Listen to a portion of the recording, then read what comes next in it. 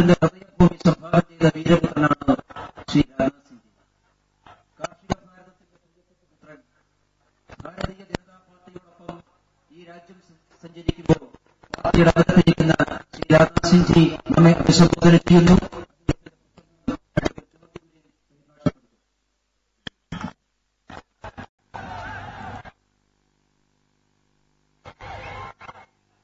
President Mr. V. Muralidharan.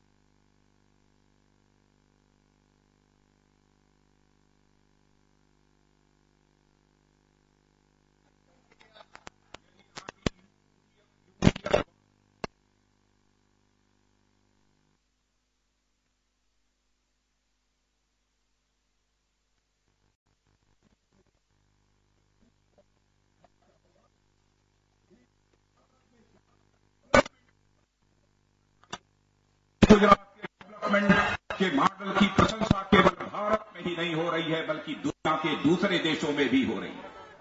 അതുപോലെ തന്നെ ഇവിടുത്തെ സർക്കാർ വികസനത്തിന്റെ കാര്യത്തിൽ പരാജയമാണ്. അവരോട് ഞാൻ പറയുവാൻ ആഗ്രഹിക്കുകയാണ്, അവർ വികസനം എന്താണെന്ന് അറിയണമെങ്കിൽ നരേന്ദ്രമോദിയുടെ ഗുജറാത്തിൽ പോകണം.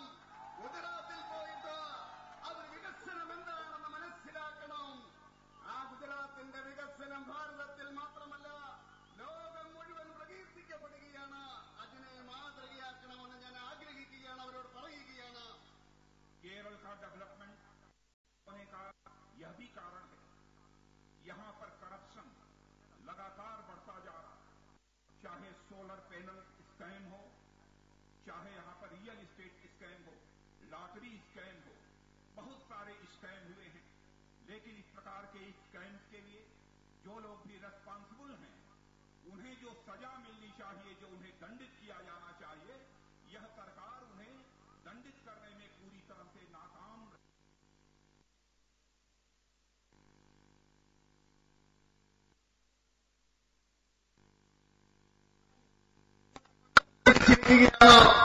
നിങ്ങൾക്കറിയാം സോളാർ അഴിമതി, അതുപോലെ തന്നെ ഇവിടുത്തെ റിയൽ എസ്റ്റേറ്റ് രംഗത്തുള്ള അഴിമതി, അതുപോലെ തന്നെ ഭാഗ്യക്കുറിയുടെ അഴിമതി, അങ്ങനെ അനേകം അഴിമതികൾ ഇവിടെയുണ്ട്.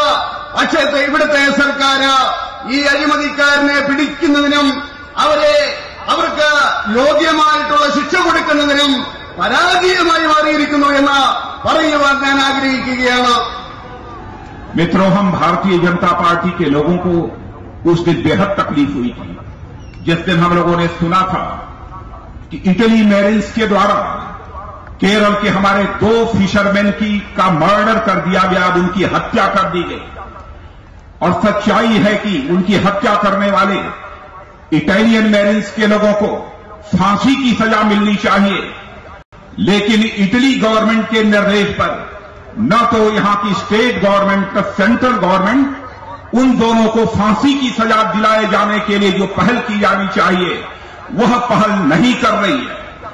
मैं पूछना चाहता हूं कांग्रेस की अध्यक्षा सोनिया जी से, मैं पूछना चाहता हूं डॉक्टर मनमोहन सिंह जी से कि यहां का इटली का, आपकी गवर्नमेंट का इटली के साथ क्या कनेक्शन है, क्या रिश्ता है, यह भारत जानना चाहता है। क्या केवल इटली के रहने वाले लोगों का खून है? क्या भारत के रहने वाले लोगों का खून पानी है? इस सवाल का जवाब मैं चाहता हूं कांग्रेस के नेताओं से। അതുപോലെ തന്നെ ഞാൻ പറയുവാൻ ആഗ്രഹിക്കുകയാണ്, ഈ കേരളത്തിലെ ജനങ്ങള് വളരെയധികം ബുദ്ധിമുട്ടുകൾ അനുഭവിച്ചുകൊണ്ടിരിക്കുകയാണ്. നമുക്കറിയാം, ഈ കേരളത്തിലെ 2 മത്സ്യ പ്രവർത്തകരെ, അവരെ മീൻപിടുത്തക്കാരെ ഇറ്റലിയിൽ നിന്ന് വന്ന നാവികര് വെടിവെച്ചു കൊല്ലുകയുണ്ടായി. ഭാരതീയ ജനതാ പാർട്ടി പറയുവാൻ ആഗ്രഹിക്കുകയാണ്, ആ ഇറ്റലി നാവികർക്ക് കൊലക്കയർ തന്നെ കൊടുക്കണമെന്ന് ഭാരതീയ ജനതാ പാർട്ടി ആവശ്യപ്പെടുകയാണ്. പക്ഷേ ഇവിടുത്തെ കോൺഗ്രസിന്റെ അധ്യക്ഷ സോണിയാഗാന്ധിയും അതുപോലെ തന്നെ പ്രധാനമന്ത്രി മൻമോഹൻ സിംഗും അതിനാവശ്യമായിട്ടുള്ള നടപടിയെടുക്കുവാൻ തയ്യാറാകുന്നില്ല.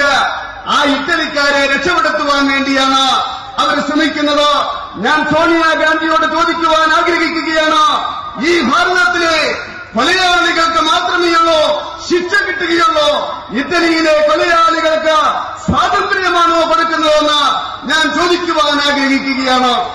मेरे दोस्तों, कांग्रेस हो अथवा सीपीएम हो, इन दोनों के पास बीजेपी का मुकाबला करने के लिए न कोई पॉलिसी है, न विल पावर है और न इनकी कोई पॉलिटिकल आइडियोलॉजी है। कांग्रेस के लोग भारतीय जनता पार्टी के खिलाफ बराबर झूठे आरोप लगाकर जनता की नजरों में भारतीय जनता पार्टी को बदनाम करने की कोशिश करते हैं और भारतीय जनता पार्टी को नीचा दिखाने के लिए बराबर सीपीएम के द्वारा पॉलिटिकल वायलेंस का सहारा लिया जाता है। और सचमुच कम्युनिज्म को यदि डिफाइन करना हो, केरल और जब सीपीएम की हुकूमत वेस्ट बंगाल में थी तो इनके परफॉर्मेंस को देखने के बाद, इनके कामकाज को देखने के बाद मैं इस नतीजे पर पहुंचता हूं, communism is nothing but communism is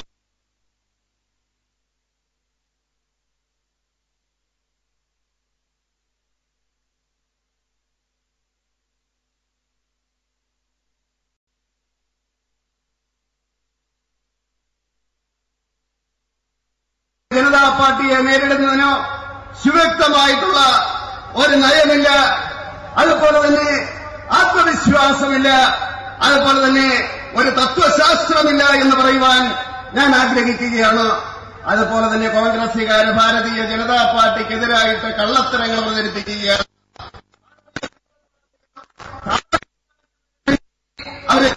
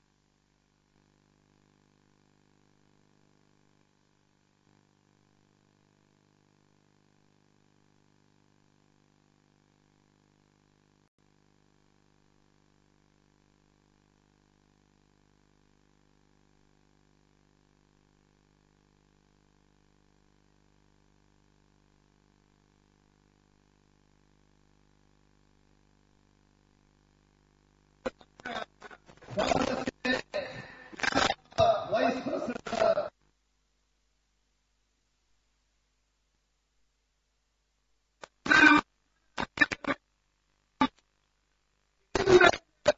അദ്ദേഹം പറയുകയുണ്ടായി, ഈ ചാരവെട്ടുകാരന് അതിന്റേതായിട്ടുള്ള ബഹുമാനമുണ്ട്, ബഹുമാനം കൊടുക്കുവാൻ തയ്യാറാണ്. പക്ഷേ ജനങ്ങളെ വിഡ്ഢികളാക്കുന്നവര് ഞങ്ങള് ബഹുമാനം കൊടുക്കുവാൻ തയ്യാറല്ല എന്ന് അദ്ദേഹം പറയുകയുണ്ടായി. ഞാൻ ചോദിക്കുവാൻ ആഗ്രഹിക്കുകയാണ്, കോൺഗ്രസുകാരോട് ചോദിക്കുവാൻ ആഗ്രഹിക്കുകയാണ്. 2009 ഇലക്ഷൻ കാലഘട്ടത്തില് കോൺഗ്രസുകാർ ഈ നാട്ടിലെ ജനങ്ങൾക്ക് കൊടുത്ത വാഗ്ദാനം 100 ദിവസങ്ങൾക്കുള്ളിൽ വിലവർദ്ധനവ് കുറയ്ക്കുമെന്നാണ് കോൺഗ്രസുകാർ പറഞ്ഞത്. നിങ്ങൾ 5 വർഷ കാലഘട്ടം ഭരിച്ചിട്ടും വില കുറയ്ക്കുവാൻ സാധിക്കില്ല. വീണ്ടും 5 വർഷം എഴുതിയിരിക്കുന്നു. ഇനി ആര് ഭരിക്കണമെന്ന് ഈ നാട്ടിലെ ജനങ്ങൾ തീരുമാനിക്കുമെന്ന് പറയുവാൻ ഞാൻ ആഗ്രഹിക്കുകയാണ്. इंदिरा जी ने 70s के डिकेड में गरीबी हटाओ का नारा दिया। राहुल जी, मैं आपसे पूछना चाहता हूं, आजादी के 67 इयर्स में 55 इयर्स का इस कंट्री को ये रूल किसी ने किया है तो कांग्रेस ने रूल किया है। तो आज भी आपको फूड सिक्योरिटी बिल लाने की जरूरत पड़ रही है। और फूड सिक्योरिटी बिल जब पार्लियामेंट में पेश हुआ तो इसी गवर्नमेंट ने स्वीकार किया है कि 2/3 इस कंट्री की ऐसी पॉपुलेशन है जिसे दोनों समय का पेट भरने के लिए भोजन नहीं मिल पा रहा। तो अब देश की जनता इस बात का फैसला करे कि इस देश को मूर्ख बनाने का काम, देश को गुमराह करने का काम कौन कर रहा है। देश की जनता को इसका फैसला करना है। और मैं दूसरा उदाहरण देना चाहता हूं। पंडित जवाहरलाल नेहरू ने कहा, we are building the nation. लेकिन आज एडवर्टीजमेंट कांग्रेस का चल रहा है कि भारत हो रहा, भारत का निर्माण।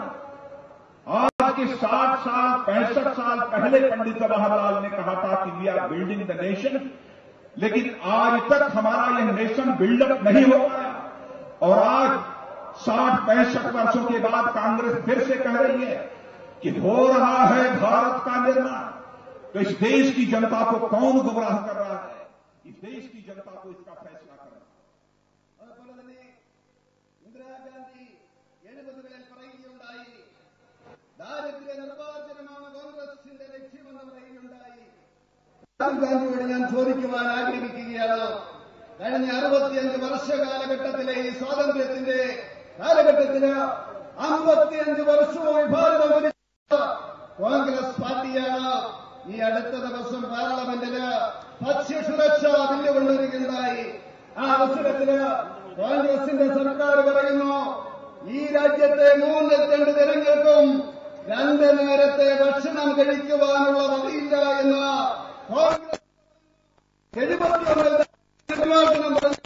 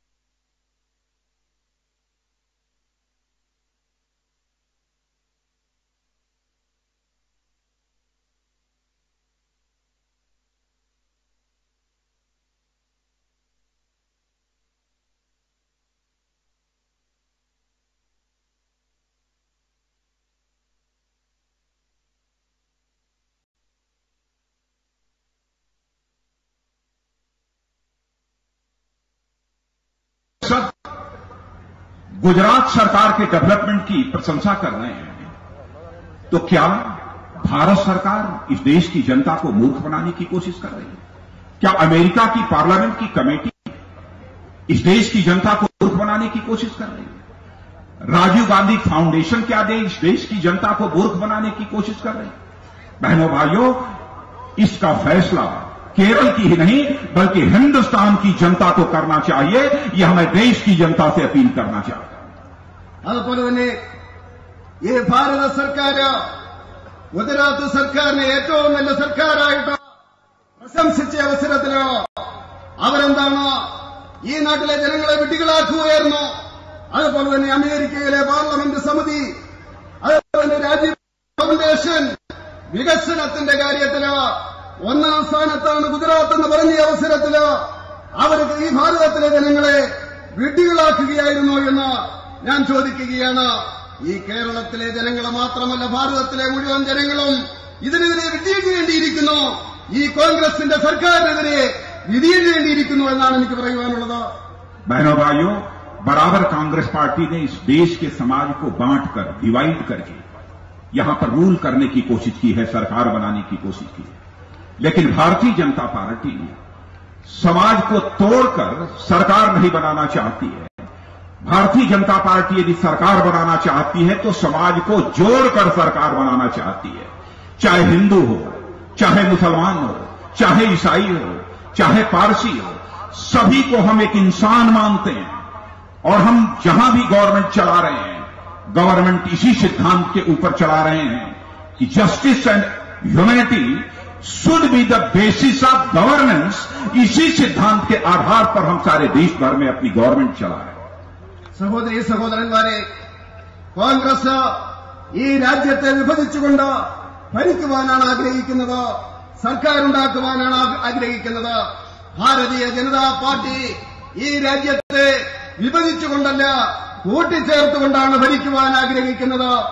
ഈ ഹിന്ദുവായാലും അതുപോലെ മുസ്ലിമായാലും ക്രിസ്ത്യാനിയായാലും പാർസിയായാലും മനുഷ്യത്വത്തിന്റെ അടിസ്ഥാനത്തിലാണ്, നീതിയുടെയും ഐക്യത്തിന്റെയും അടിസ്ഥാനത്തിലാണ് ഭാരതീയ ജനതാ പാർട്ടി ഈ രാജ്യം ഭരിക്കുവാൻ ആഗ്രഹിക്കുന്നതെന്ന് ഞാൻ പറയുവാൻ ആഗ്രഹിക്കുക.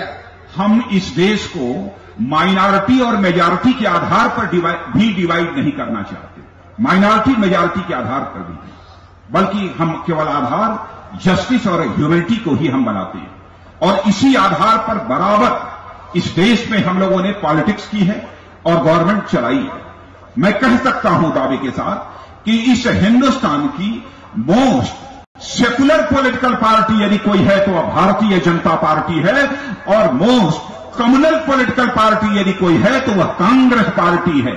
इसलिए बहनों भाइयों, आज मैं आप सबसे अपील करने आया हूं, इस बार यदि आपको अपना वोट कास्ट करना है तो एक पॉलिटिकल पार्टी को जिताने के लिए आपको वोट कास्ट नहीं करना है, बल्कि इस भारत को एक महान भारत बनाने के लिए आपको वोट कास्ट करना है। इसीलिए मैं केरल की जनता से पार्टी का प्रेसिडेंट होने के नाते यह अपील करना चाहता हूं इस बार किसी पॉलिटिकल पार्टी पर आपकी नजर नहीं होनी चाहिए। बहनों भाइयों, इस हिंदुस्तान की बागडोर भारतीय जनता पार्टी ने जिसे प्राइम मिनिस्टर कैंडिडेट प्रोजेक्ट किया है, नरेंद्र भाई के ऊपर आपकी नजर होनी चाहिए और केरल के सारे लोकसभा क्षेत्रों में भारतीय जनता पार्टी की विजय पताका फहरानी चाहिए। यही अपील करते हुए अपना निवेदन समाप्त करता हूं। അതുപോലെ തന്നെ ഭാരതീയ ജനതാ പാർട്ടി ന്യൂനപക്ഷം ഭൂരിപക്ഷം എന്ന അടിസ്ഥാനത്തിൽ ജനങ്ങളെ വിഭജിച്ചുകൊണ്ട് ഇവിടെ രാഷ്ട്രീയം നടത്തുവാനോ നീതിയുടെയും ഐക്യത്തിന്റെയും അടിസ്ഥാനത്തിലുള്ള ഭരണമാണ് ഞാൻ പറയുവാൻ ആഗ്രഹിക്കുന്നു. ഈ ഭാരതത്തിലെ ഏറ്റവും മതേതര കക്ഷി എന്ന് പറയുന്നത് അത് ഭാരതീയ ജനതാ പാർട്ടിയാണ് ആഗ്രഹിക്കുന്നു. ഏറ്റവും വലിയ വർഗീയ കക്ഷി എന്ന് പറയുന്നത് അത് കോൺഗ്രസ് ആണ് എന്ന് പറയുവാൻ ഞാൻ ആഗ്രഹിക്കുകയാണ്. ഈ വരാൻ പോകുന്ന തെരഞ്ഞെടുപ്പിന് ദൈവത്തിന്റെ അവസരത്തിന് ഏതെങ്കിലും ഒരു പാർട്ടിയെ വിജയിപ്പിക്കുവാൻ വേണ്ടിയല്ലോ ചെയ്യേണ്ടത്. ഈ രാഷ്ട്രത്തെ മഹത്തായിട്ടുള്ള രാഷ്ട്രമാക്കി മാറ്റുന്നതിന് വേണ്ടിയാണ് നിങ്ങൾ വോട്ട് ചെയ്യേണ്ടത്.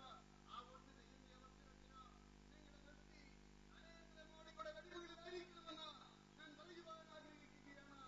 അങ്ങനെ ഈ കേരളത്തിലെ എല്ലാ ലോക്സഭാ മണ്ഡലങ്ങളിലും നാം വിജയിക്കണമെന്ന് അഭ്യർത്ഥിച്ചുകൊണ്ട്, സ്ഥാനാർത്ഥികളെ വിജയിപ്പിക്കണമെന്ന് അഭ്യർത്ഥിച്ചുകൊണ്ട് എന്റെ വാക്കുകൾ അവസാനിപ്പിക്കുന്നു. നന്ദി. കൊടുങ്കാറ്റിന്റെ വേഗതയിൽ തിരമാലയുടെ കരുത്തോടുകൂടി ആസേതു ഹിമാചലം വിജയയാത്രക്ക് നേതൃത്വം കൊടുക്കുന്ന ഭാരതം കാത്തിരുന്ന ഈ നാടിന്റെ പ്രിയപ്പെട്ട പുത്രൻ, ജനകോടികളെ കരതലാമലകം പോലെ കയ്യിലെടുത്ത മാനമാടുന്ന ഈ രാജ്യത്തിന്റെ ഭാവി പ്രധാനമന്ത്രി ശ്രീ നരേന്ദ്രമോദിജി നിങ്ങളെ അഭിസംബോധന ചെയ്യുന്നു. അദ്ദേഹത്തിന്റെ പ്രസംഗം പാർട്ടി സംസ്ഥാന ജനറൽ സെക്രട്ടറി എ. സുരേന്ദ്രൻ പരിഭാഷപ്പെടുത്തും.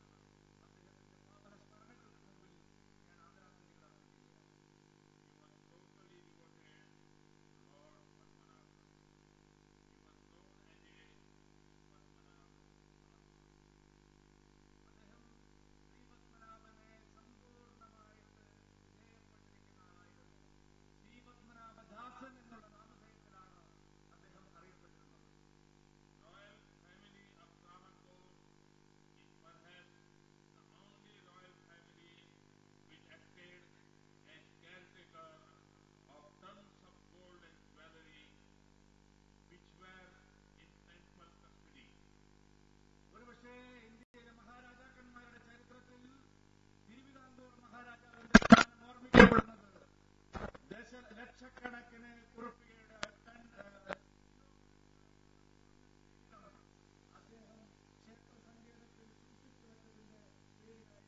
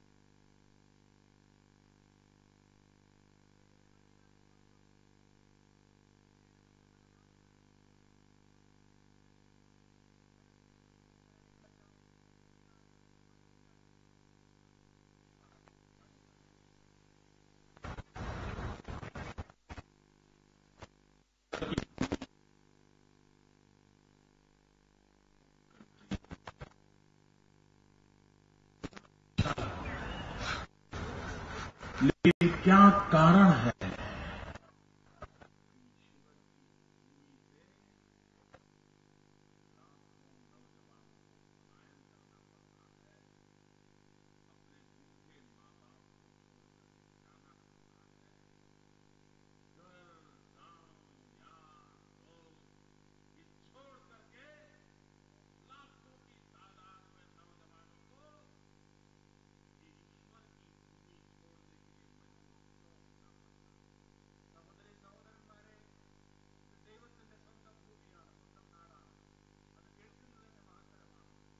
എന്തുകൊണ്ടാണ് ഈ ഈശ്വരന്റെ ഭൂമിയിൽ ഈ ദൈവത്തിന്റെ സ്വന്തം നാടെന്ന് നമ്മുടെ ചെറുപ്പക്കാരായിട്ടുള്ള ആളുകൾ അവരുടെ പ്രിയപ്പെട്ട പ്രായമായ അച്ഛനമ്മമാരെ ഉപേക്ഷിച്ച് സഹോദരിമാരെ ഉപേക്ഷിച്ച് അവരുടെ പെൺകുട്ടികളെ ഉപേക്ഷിച്ച് വിദേശ രാജ്യങ്ങളിൽ പോയി താമസിക്കുന്നത് അധ്വാനം ചെയ്യാൻ വേണ്ടി പോകുന്നത് എന്ന് നാം പരിശോധിക്കേണ്ടതാണ്.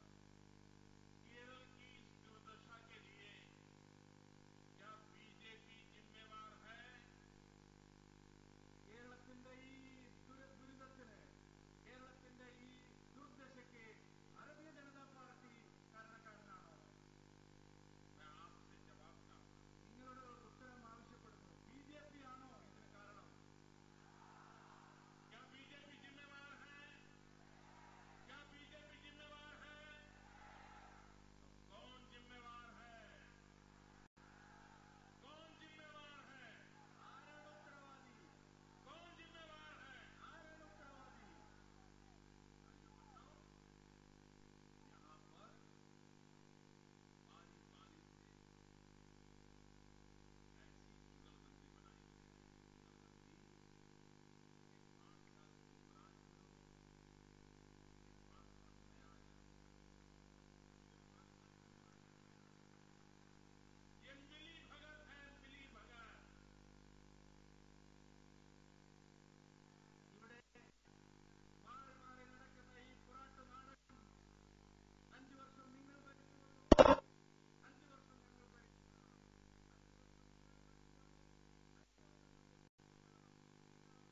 ഈ ദുരിതത്തിന് കാരണം. एक बार यूडीएफ तो दूसरी बार एलडीएफ, एक बार एलडीएफ तो दूसरी बार यूडीएफ. ये क्रम लगातार चल रहा है. आकर के एक दूसरे के पाप को छिपाने के लिए सरकारों का उपयोग किया जाता है. ഒരിക്കൽ LDF, മറ്റൊരിക്കൽ UDF, വീണ്ടും LDF, വീണ്ടും UDF. അങ്ങനെ ഈ നാട്ടിലെ നടക്കുന്ന തെറ്റുകൾ, ജനവിരുദ്ധമായിട്ടുള്ള നടപടികൾക്ക് പരസ്പരം കുറ്റപ്പെടുത്തി ഓരോ തവണയും അധികാരത്തിൽ വരുന്നവരാണ് ഈ ദുരന്തത്തിന് കാരണക്കാരായിട്ടുള്ളവർ. भाइयों बहनों, अब केरल के नागरिकों से मैं प्रार्थना करने आया. 60 साल तक आपने ये प्रयोग देखे और इन प्रयोगों का परिणाम यह हुआ है कि यहां के नौजवानों का भविष्य अंधकार में डूब चुका है. कब तक इन लोगों को हमने झेलना है? कब तक हमारे इस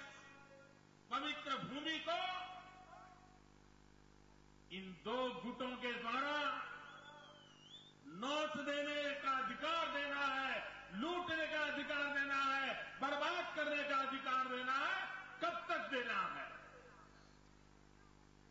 പ്രിയപ്പെട്ടവരെ, കേരളത്തിന്റെ പൗരാവലിയോട് ജനങ്ങളോട് ഞാൻ ചോദിക്കാൻ ആഗ്രഹിക്കുന്നു.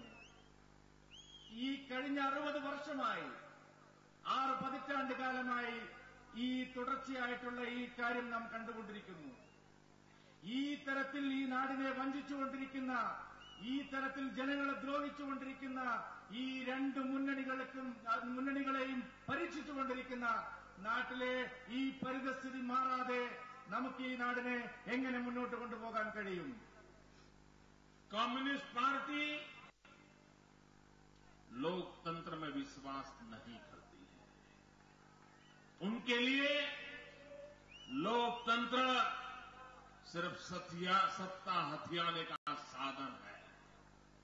डेमोक्रेसी के प्रति उनकी न आस्था है, न उनका कमिटमेंट है. और इसलिए वो हमेशा यही सपना देखते हैं कि चाहे केरल हो, चाहे हिंदुस्तान हो, राजनीतिक स्थिरता बनी रहे. यही उनका सपना है, ताकि उनकी गाड़ी चलती रहे. കമ്മ്യൂണിസ്റ്റ് പാർട്ടികൾ ജനാധിപത്യത്തിൽ വിശ്വസിക്കുന്നു.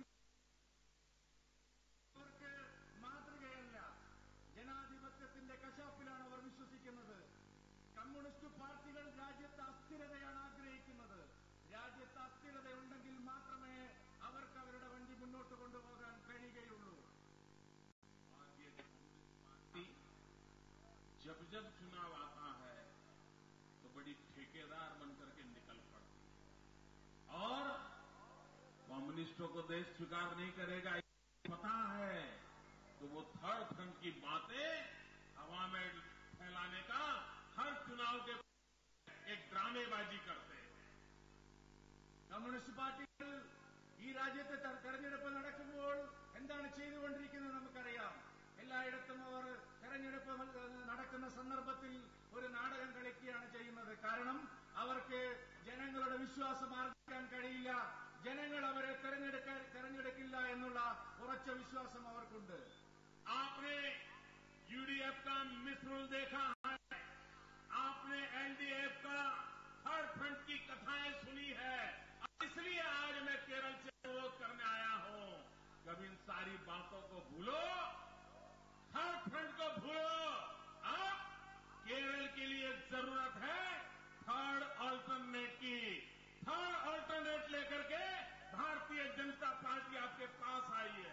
നിങ്ങൾ യുഡിഎഫിന്റെ ദുർഭരണം കണ്ടു കഴിഞ്ഞു, എൽഡിഎഫിന്റെ തെറ്റായ നയങ്ങളെക്കുറിച്ച് കേട്ട് കഴിഞ്ഞു ധാരാളം. ഇവിടെ മൂന്നാം മുന്നണിയെക്കുറിച്ച് വാചാലമായി സംസാരിക്കുന്നവരോട് എനിക്ക് പറയാനുള്ളത്, ശരിയാണ്, ഇവിടെയാണ് ഒരു മൂന്നാം മുന്നണി വേണ്ടത്. ശരിയായ ഒരു മൂന്നാമത്തെ ബദൽ ആവശ്യമായിരിക്കുന്ന സംസ്ഥാനം കേരളം. ഭാരതീയ ജനതാ പാർട്ടി കേരളത്തിലാണ് ആവശ്യമായി വന്നിരിക്കുന്നത്. यूडीएफ और एलडीएफ पर्दे के पीछे उनके रिश्तों का राज क्या है, ये यहां की घटनाओं को देखें. ये यूडीएफ और एलडीएफ ये शैडो बॉक्सिंग में बड़े माहिर है. वो नुरा कुश्ती करते हैं, नुरा कुश्ती. जैसे टीवी पर हम वो WWF देखते हैं ना, वैसा उनका ये नुरा कुश्ती का खेल चल रहा है. അവര് യുഡിഎഫും എൽഡിഎഫും യഥാർത്ഥത്തിൽ എന്താണ് ചെയ്തുകൊണ്ടിരിക്കുന്നത്? പരസ്പരം കലഹിച്ചുകൊണ്ടിരിക്കുന്നവർ പർദ്ദയുടെ അടിയിൽ എന്താണ് ചെയ്യുന്നത്? അവർ ചട്ടത്തിന് പിന്നിൽ എന്താണ് ചെയ്തുകൊണ്ടിരിക്കുന്നത്? പരസ്പരം കുറ്റം പറഞ്ഞുകൊണ്ടിരിക്കുന്നവർ, മത്സരിക്കുന്നവർ യഥാർത്ഥത്തിൽ ഒത്തുകളിയാണ് നടത്തിക്കൊണ്ടിരിക്കുന്നത്. അവർ ഒത്തുകളി നാടകമാണ് നടത്തിക്കൊണ്ടിരിക്കുന്നത്. और मैं इसलिए कहता हूं और बड़े गंभीर आरोप लगा करके कहना चाहता हूं, अगर यूडीएफ और एलडीएफ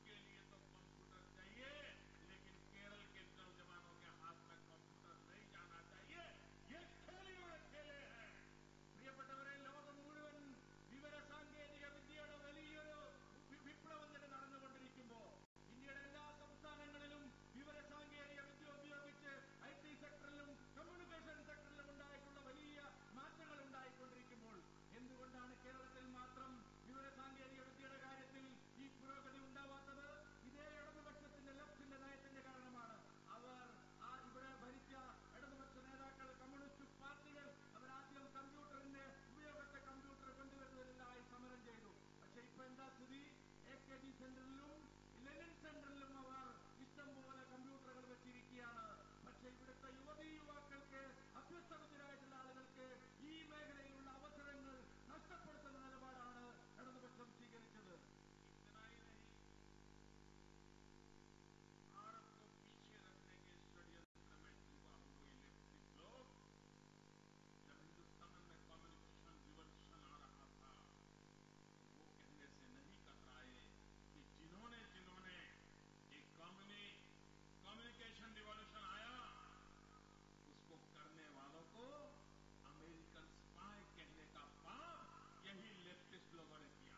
ഇന്ത്യ മുഴുവൻ ഈ വിവര സാങ്കേതിക വിദ്യയുടെ കമ്പ്യൂട്ടർ യുഗത്തിലേക്ക് പോയ സമയത്ത് കമ്മ്യൂണിസ്റ്റുകാർ പറഞ്ഞു, ഇവിടെ കമ്പ്യൂട്ടറിന്റെ ഉപയോഗം കൂടുകയും ഐ.ടി. മേഖലയിൽ ചെറുപ്പക്കാർ വളർന്നു വരികയും ചെയ്യുമ്പോൾ ഇവരെല്ലാം അമേരിക്കയുടെ ചാരപ്രവൃത്തി ഏറ്റെടുത്തു വരും, അമേരിക്കൻ ചാരന്മാരെ പോലെ ഏജന്റുമാരായിട്ട് അവരുടെ പ്രവർത്തിക്കുമെന്ന് ഇവർ കള്ളപ്രചരണം നടത്തി. भाइयों बहनों, इससे भी जरा दुख की बात यह है, जब 9/11 की घटना घटी, देश परेशान था, पाकिस्तानी आतंकवादियों ने डेरा तंबू तान दिए थे, निर्दोष लोगों को मौत के घाट उतार दिया जाता था। और उस समय केरल का एक सपूत उन्नीकृष्णन लोगों की जान बचाते बचाते शहीद हो गया। उस उन्नीकृष्णन के लिए डॉग कहने का पाप यही केरल के नेताओं ने किया था।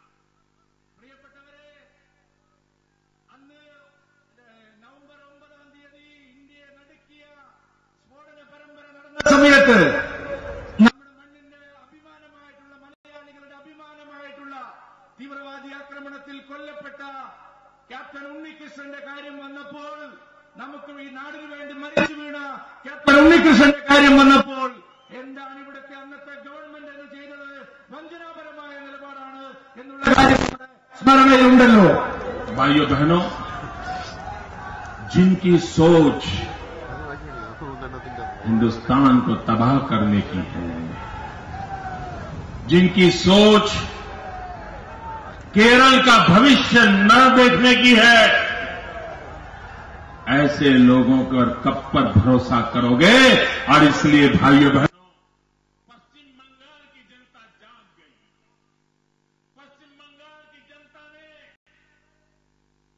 उनको वहां से भगाया है। अब समय की मांग है कि केरल हमेशा हमेशा के लिए ऐसी ताकतों को केरल की मिट्टी से मिटा दे। പ്രിയപ്പെട്ടവരുടെ ഇക്കൂട്ടരുടെ ആഗ്രഹം നമ്മുടെ രാജ്യത്തിന്റെ പുരോഗതിയും വികസനവുമല്ല, കേരളത്തിന്റെ അഭിവൃദ്ധിയും പുരോഗതിയുമല്ല. ഇക്കൂട്ടരുടെ ആഗ്രഹമെന്നത് നമുക്കറിയാം. ഇത് പശ്ചിമ ബംഗാളിലെ ജനങ്ങൾ അസലായിട്ട് മനസ്സിലാക്കിയിട്ടുണ്ട്. പശ്ചിമ ബംഗാളിലെ ജനങ്ങൾ കമ്മ്യൂണിസ്റ്റ് പാർട്ടികളെ പുറങ്കാലി കൊണ്ട് ചവിട്ടി ദൂരെ കളഞ്ഞിരിക്കുന്നു. ഇതാ കേരളത്തിലും സമയം സമാഗതമായിരിക്കുന്നു. കമ്മ്യൂണിസ്റ്റ് പാർട്ടികളെ വലിച്ചെറിയാനുള്ള സമയം സമാഗതമായിരിക്കുന്നു. സുഹൃത്തുക്കളെ, भाइयों बहनों, अगर हमें केरल का विकास करना है, अगर हमें हिंदुस्तान का विकास करना है, तो हमारी विकास यात्रा को 3 मजबूत पिलर पर हमें खड़ा करना होगा। हमारी आर्थिक रचना 3 मजबूत पिलर पे खड़ी करनी होगी। 1/3 agriculture, 1/3 manufacturing and 1/3 service sector. इन तीनों को बराबर विकास के दायरे में इस पिलर को मजबूत नहीं करेंगे तो हम भारत की आर्थिक स्थिति को गति नहीं दे सकते हैं। स्पर्धा के युग में हम दुनिया में खड़े नहीं हो सकते। പ്രിയപ്പെട്ടവരെ, നമ്മൾ കേരളത്തിന്റെ വികസനത്തെക്കുറിച്ചാണ് ചിന്തിക്കുന്നതെങ്കിലും, രാജ്യത്തിന്റെ വികസനത്തെക്കുറിച്ചാണ് ചിന്തിക്കുന്നതെങ്കിലും 3 പ്രധാനപ്പെട്ട കാര്യങ്ങളിൽ ഊന്നൽ നൽകേണ്ടതായിട്ടുണ്ട്. 3 തൂണുകളിലാണ് വികസനം നിൽക്കുന്നത്. നാം കാർഷിക രംഗത്തെ വികസനത്തെക്കുറിച്ച് ശക്തിപ്പെടുത്തുന്നതിനെക്കുറിച്ച് ആലോചിക്കേണ്ടിയിരിക്കുന്നു. നാം ഉൽപാദന രംഗം ശക്തിപ്പെടുത്തുന്നതിനെക്കുറിച്ച് ആലോചിക്കേണ്ടി ആലോചിക്കേണ്ടിയിരിക്കുന്നു. അതുപോലെ തന്നെ നമ്മുടെ സേവന രംഗത്തും പ്രവർത്തനം മെച്ചപ്പെടുത്തുന്നതിനെ കുറിച്ച് ആലോചിക്കേണ്ടിയിരിക്കുന്നു. ഈ 3 കാര്യങ്ങളിൽ ഉണ്ടാകുന്ന വളർച്ചയാണ് യഥാർത്ഥത്തിലുള്ള രാജ്യത്തിന്റെ വികസനമായി മുന്നോട്ട് വരുന്നത്.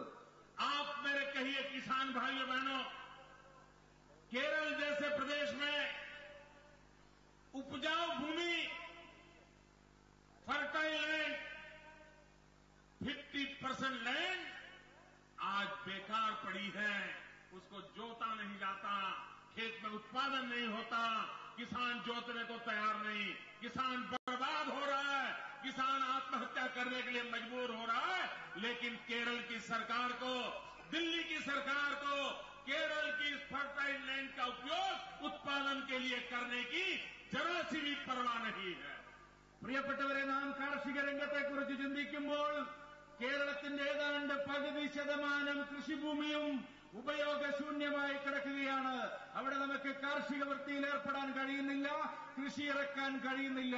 കേരള ഗവൺമെന്റ് ആയാലും കേന്ദ്രത്തിലെ ഗവൺമെന്റ് ആയാലും ഈ പകുതിയിലധികം വരുന്ന കൃഷിഭൂമിയിൽ കൃഷി ഇറക്കാനും കർഷകരെ സഹായിക്കാനുമുള്ള ഒരു നടപടികളും എടുക്കാൻ തയ്യാറാവുന്നില്ല. इतना ही नहीं, मैन्युफैक्चरिंग के लिए जो इंफ्रास्ट्रक्चर चाहिए, मैं एक उदाहरण देता हूं. सरकार में फर्क क्या होता है? अच्छी सरकार क्या करती है और जनता के लिए जो जवाबदेह नहीं है, अकाउंटेबल नहीं है, जिनको जनता की परवाह नहीं है, वो लोग कैसी सरकार चलाते हैं. मैं एक उदाहरण आपके सामने रखना चाहता हूं. 1998 गुजरात ने और केरला ने एक साथ एक निर्णय किया था, और वो निर्णय था एलएनजी टर्मिनल. केरल में एलएनजी टर्मिनल लगाना था, गुजरात में एलएनजी टर्मिनल लगाना था. भाइयों बहनों, 98 में दोनों का एक साथ निर्णय हुआ. 2004 में गुजरात में एलएनजी टर्मिनल काम करना शुरू कर दिया. और भाइयों बहनों, कोची में 98 में सोचा गया था, उस एलएनजी टर्मिनल को बनते बनते 2014 आ गया. 2014 आ गया. इतना ही नहीं, गुजरात में एलएनजी टर्मिनल 2000 करोड़ में बन गया.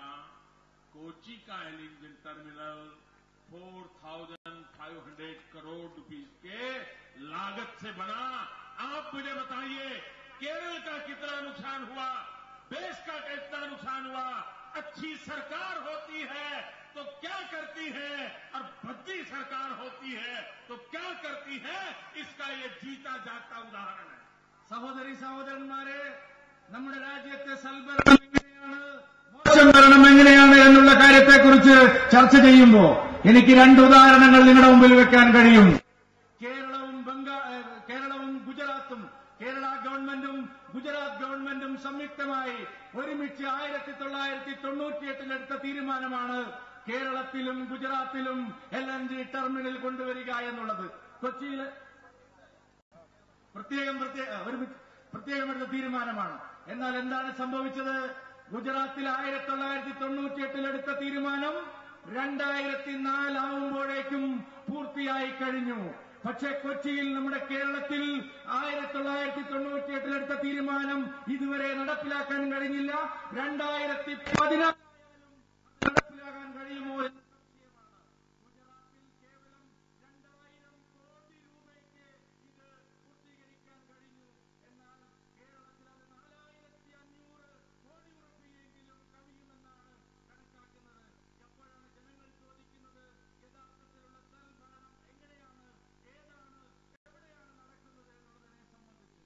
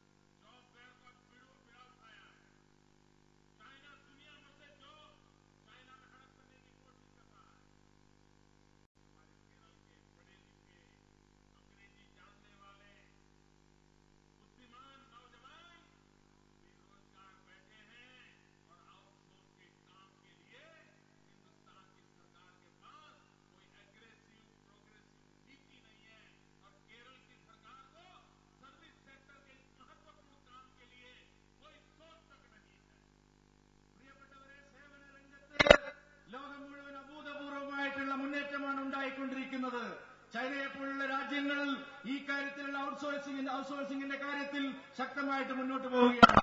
ഇവിടെ അഭ്യസ്തവിദ്യരായിട്ടുള്ള ലക്ഷക്കണക്കിന് ചെറുപ്പക്കാര്, പഠിച്ചിട്ടുള്ള ചെറുപ്പക്കാര് തൊഴിലവസരമില്ലാതെ അവർ കഷ്ടപ്പെടുന്ന സ്ഥിതിവിശേഷമാണ് ഉണ്ടായിക്കൊണ്ടിരിക്കുന്നത്.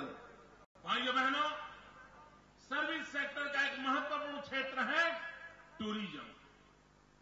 आज हिंदुस्तान में टूरिज्म के क्षेत्र में दुनिया को आकर्षित करने की ताकत केरल में है। परमात्मा ने केरल को इतना सब दिया है कि सारी दुनिया केरल में आने के लिए मजबूर हो जाए, इतनी ताकत है। लेकिन उसके बावजूद भी പ്രിയപ്പെട്ടവരെ, അതുപോലെ തന്നെ टूरिज्म के क्षेत्र में केरल एक स्थिति पर आकर के अटक गया है।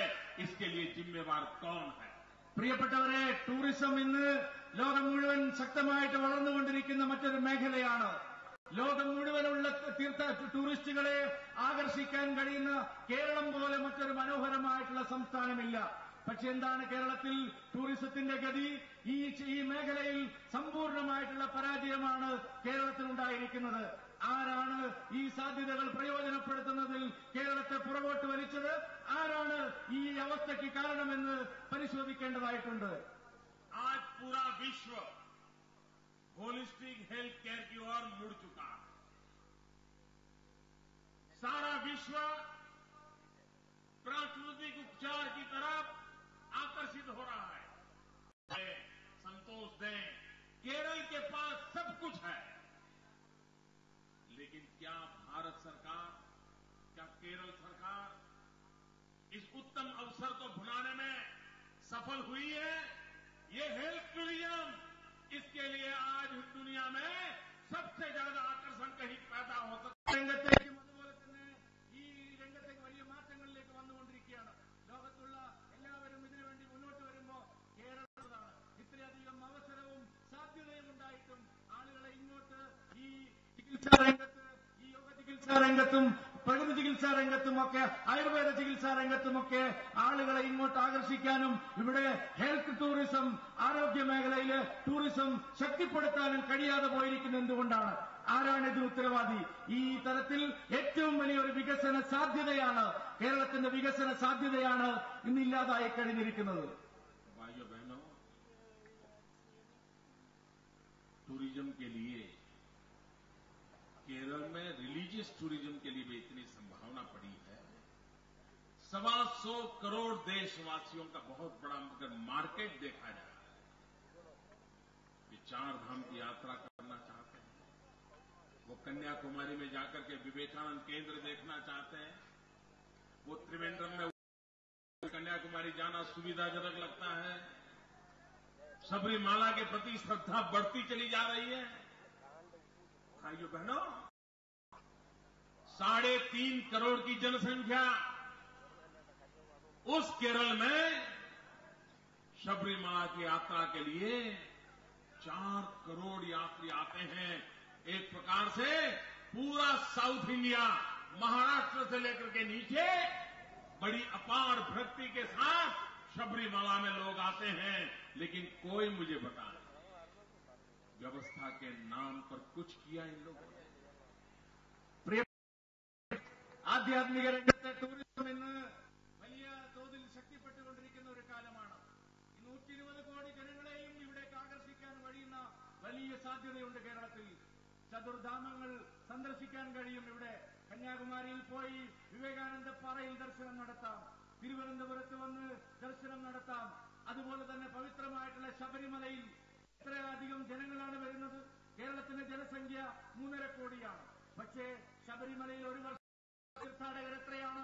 4.5 കോടി തീർത്ഥാടകർ ശബരിമലയിലെത്തുന്നു. മുഴുവൻ ദക്ഷിണേന്ത്യയിലെയും തീർത്ഥാടകന്മാർ ശബരിമലയിലേക്ക് പ്രവഹിച്ചുകൊണ്ടിരിക്കുകയാണ്. ഇവിടുത്തെ ഗവൺമെന്റ് എന്താണ് അവർക്ക് വേണ്ടി ചെയ്തുകൊണ്ടിരിക്കുന്നത്? അവരുടെ സൗകര്യത്തിന് വേണ്ടി, അവരുടെ വ്യവസ്ഥകൾ ചെയ്യുന്നതിന് വേണ്ടി എന്ത് നടപടിയാണ് ഇവിടെ ഭരിക്കുന്നവർ ചെയ്തുകൊണ്ടിരിക്കുന്നത്? अटल जी की सरकार में एक मंत्री थे जगमोहन जी, उन्होंने जिस प्रकार से वैष्णो देवी का निर्माण किया, आज पूरे देश के लोगों को वैष्णो देवी की तीर्थ यात्रा में सुविधा महसूस होती है। तिरुपति में सुविधा महसूस होती है।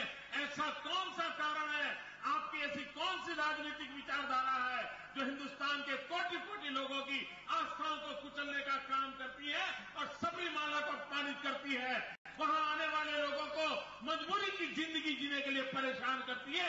ऐसी विचारधारा किस काम की है?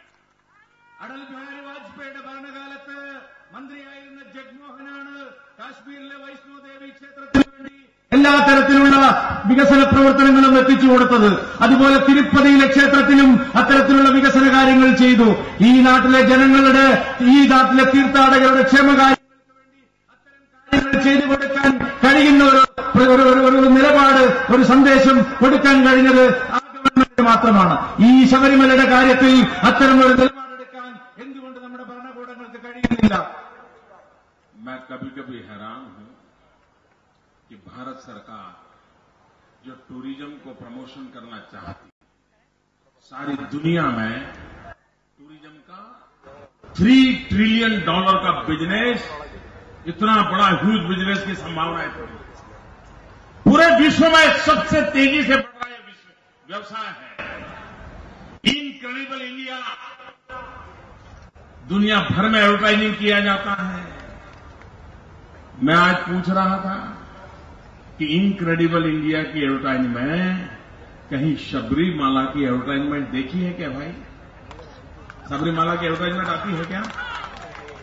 പ്രിയപ്പെട്ടവരെ, കോടിക്കണക്കിന് രൂപയുടെ പരസ്യം ചെലവഴിച്ചുകൊണ്ട് ടൂറിസം വികസനത്തിന് വേണ്ടിയിട്ടുള്ള പദ്ധതികൾ കേന്ദ്ര ഗവൺമെന്റ് നടപ്പിലാക്കുന്നുണ്ട്. ഇൻക്രെഡിബിൾ ഇന്ത്യ എന്നുള്ള പേരിലുള്ള വലിയ ഒരു പരസ്യ സങ്കേതം ഇവിടെ നടക്കുന്നുണ്ട്. എവിടെയെങ്കിലും ആ പരസ്യത്തിൽ ശബരിമലയുടെ നാമധേയം നിങ്ങൾ കേട്ടിട്ടുണ്ടോ എന്നാണ് ചോദിക്കുന്നത്. എവിടെയെങ്കിലും ശബരിമലയുടെ പേര് നിങ്ങൾ കേട്ടിട്ടുണ്ടോ? കേട്ടിട്ടുണ്ടോ നിങ്ങൾ ശബരിമലയുടെ പേര്?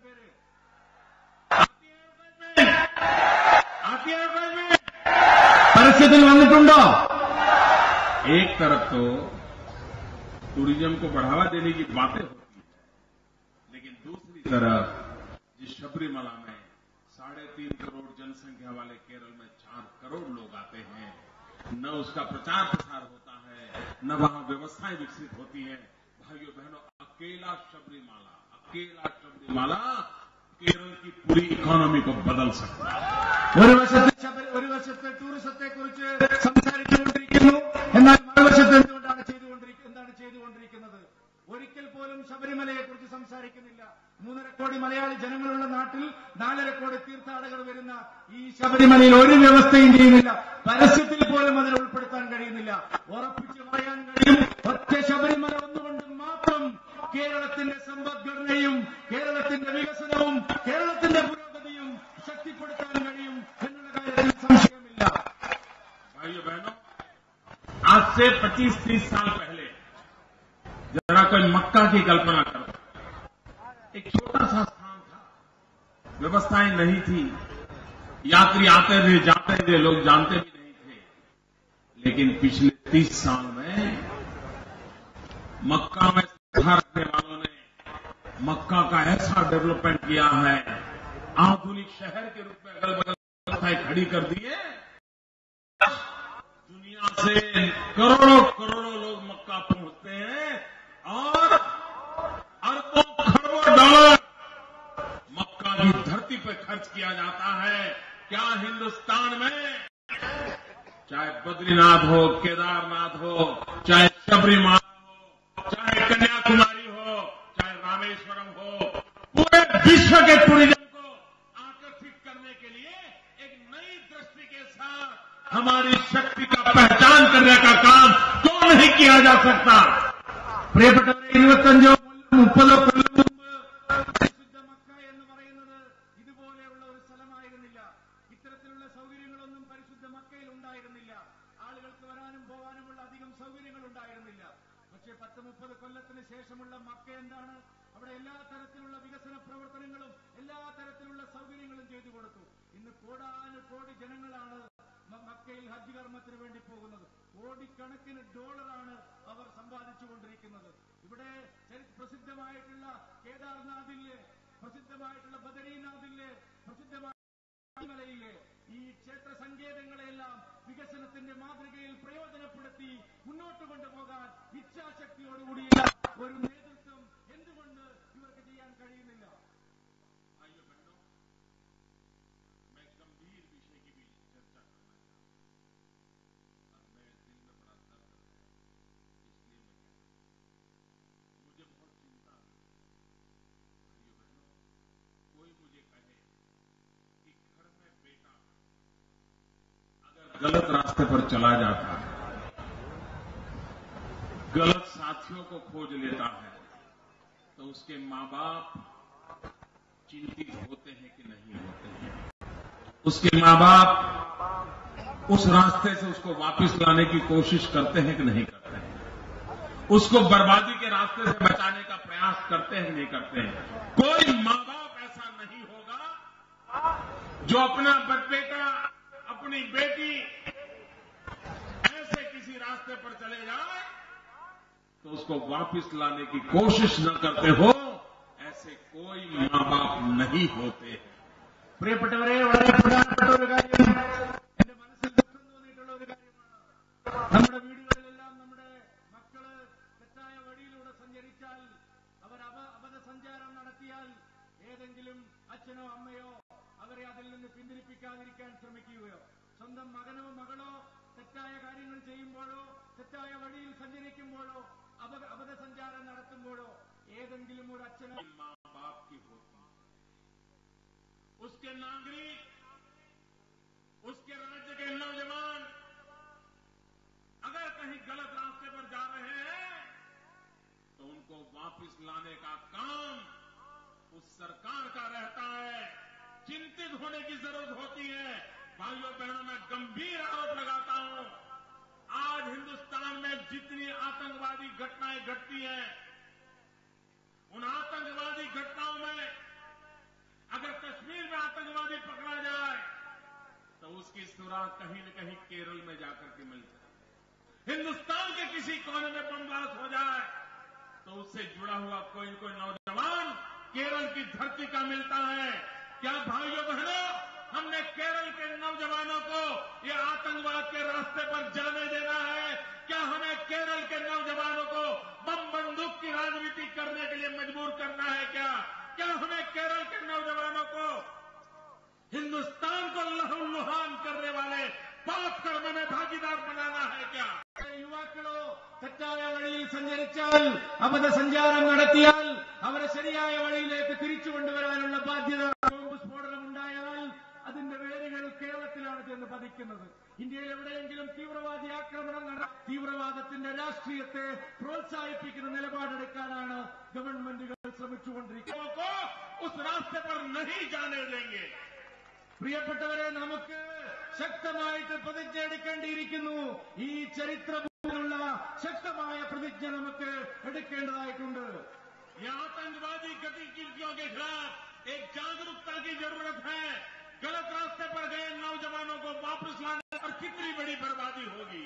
പ്രിയപ്പെട്ടവരെ, തീവ്രവാദത്തിന്റെ വഴിയിലേക്ക് പോകുന്ന, രക്തത്തിന്റെ വഴിയിലേക്ക് പോകുന്ന അബദ്ധസഞ്ചാരത്തിന്റെ വഴിയും കേരളത്തിന്റെ മണ്ണിലെ ജനങ്ങളെ ശക്തിപ്പെടുത്തി മുന്നോട്ട് കൊണ്ടുപോകാൻ തയ്യാറാവുകയാണ് വേണ്ടത്.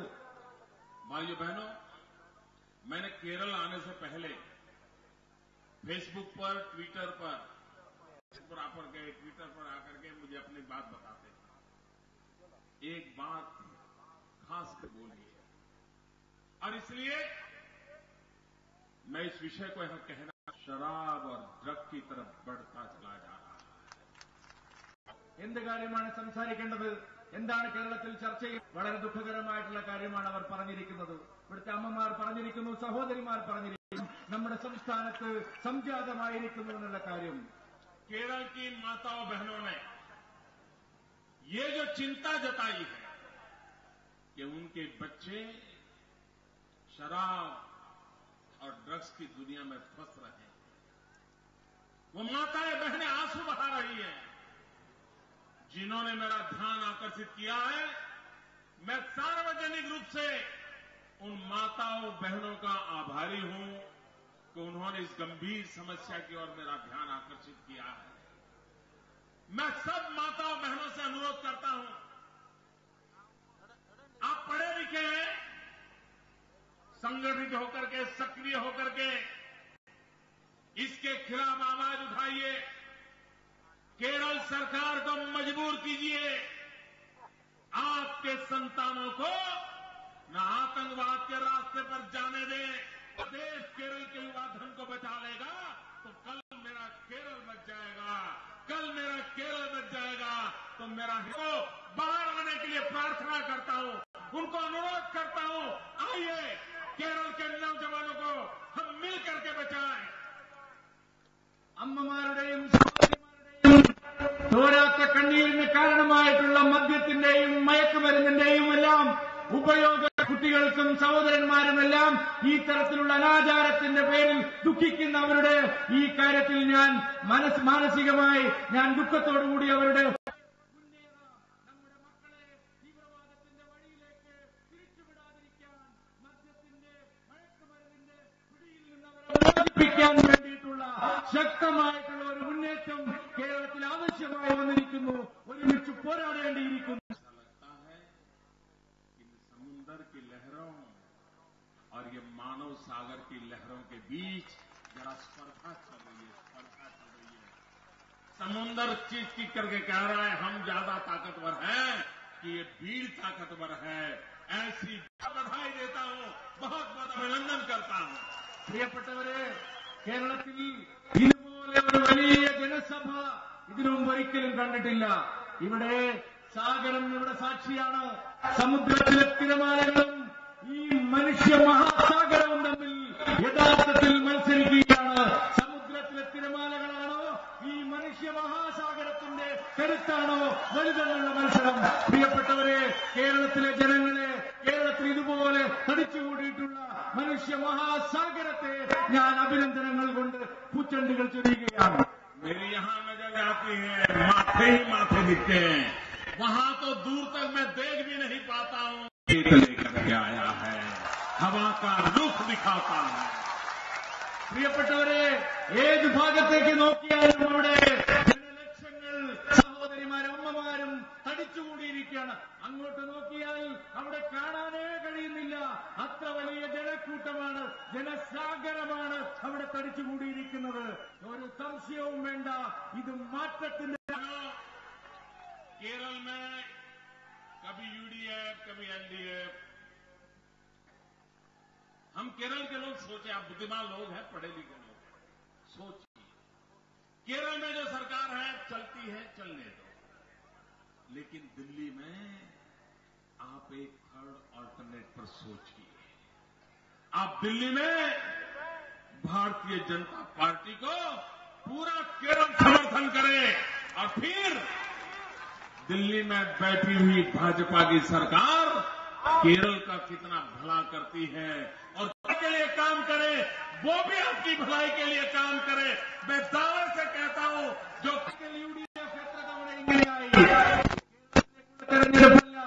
കേന്ദ്രത്തിലേക്കുള്ള തെരഞ്ഞെടുപ്പാണ്. ഇവിടെ മൂന്നാം ശക്തിയുടെ ഗവൺമെന്റിന് സർക്കാരിനെ പിന്തുണയ്ക്കണം.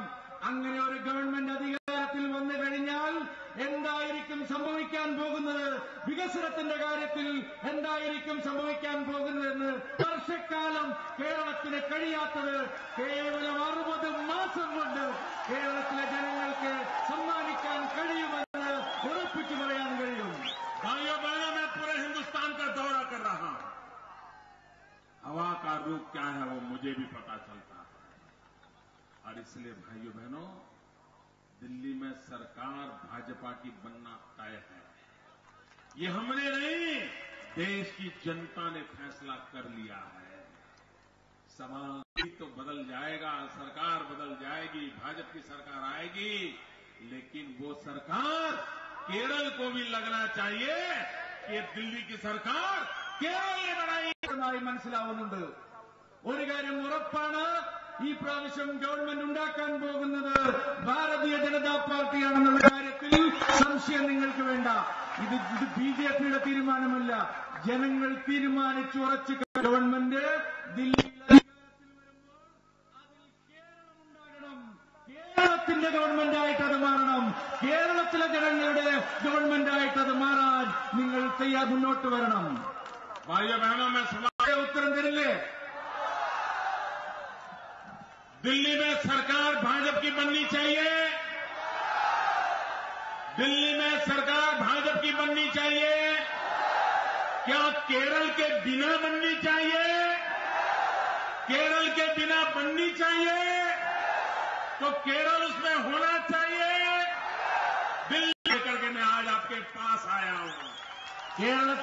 കേന്ദ്രത്തിൽ ബിജെപി ഗവൺമെന്റ് വരണമെന്നുള്ള കാര്യം നിങ്ങൾക്ക് ഉറപ്പാണല്ലോ. ദില്ലിയിൽ ബിജെപി ഗവൺമെന്റിൽ ഉണ്ടാവേണ്ടതല്ലേ? കേരളത്തിന്റെ ഗവൺമെന്റ് ദില്ലിയിൽ വരേണ്ടതല്ലേ? കേരളം ആഗ്രഹിക്കുന്ന ഗവൺമെന്റ്, കേരളത്തിന്റെ വികാരം മനസ്സിലാക്കുന്ന ഗവൺമെന്റ് ദില്ലിയിൽ വരേണ്ടതായിട്ടുണ്ട്. तिरुवनंतपुर में हूं, केरल का प्यार, आप लोगों का उत्साह मैं देख रहा हूं भाइयों। ഇപ്പോൾ തിരുവനന്തപുരത്ത് വന്നപ്പോൾ നിങ്ങൾ നൽകിയ സ്നേഹവും അതിലേറെ നിങ്ങൾ കൽപ്പിച്ചിട്ടുള്ള ഈ ആത്മവിശ്വാസവും എനിക്ക് ഒരു കാര്യം ഉറപ്പിച്ചു പറയാൻ കഴിയും. ദില്ലിയിൽ ബിജെപി ഗവൺമെന്റ് ഉണ്ടാക്കുക തന്നെ ചെയ്യും. ആ ഗവൺമെന്റ് കേരളത്തിന്റെ ഗവൺമെന്റായി മാറാനുള്ള മുന്നേറ്റമാണ് ഉണ്ടാവുന്നത്. भाइयों बहनों, आपने मुझे प्यार दिया है, सम्मान दिया है, आपने उत्साह और उमंग दिया है। मैं आपको वादा करता हूं, मैं केरल का विकास करके ब्याज समेत इस प्यार को लौटाऊंगा। നിങ്ങൾ കേരളം എനിക്ക് സ്നേഹം തന്നു, ഇത്ര വലിയ ഉത്സാഹം തന്നു, എനിക്ക് സമ്മാനം ആദരിച്ചു. നിങ്ങൾ ഈ ആദരത്തിനും സ്നേഹത്തിനും ഈ ഉത്സാഹത്തിനും ഞാൻ മറുപടി പറയുന്നു. കേരളത്തെ വാഗ്ദാനം നൽകിക്കൊണ്ട് ഞാൻ ഈ സ്നേഹം നിങ്ങൾക്ക്, ഇതിനുള്ള ഉത്തരം നിങ്ങൾക്ക് തരികയാണ്. भाइयों बहनों, मैं आप सबका बहुत बहुत आभारी हूं। दो मुट्ठी बंद करके मेरे साथ बोलिए, वंदे। पूरी ताकत चाहिए, चारों तरफ से गूंज चाहिए भाइयों। सागर तो मिलेंगे, यहां जन सागर ललकार रहा है। ഉറച്ച ശബ്ദത്തിൽ പറയണം,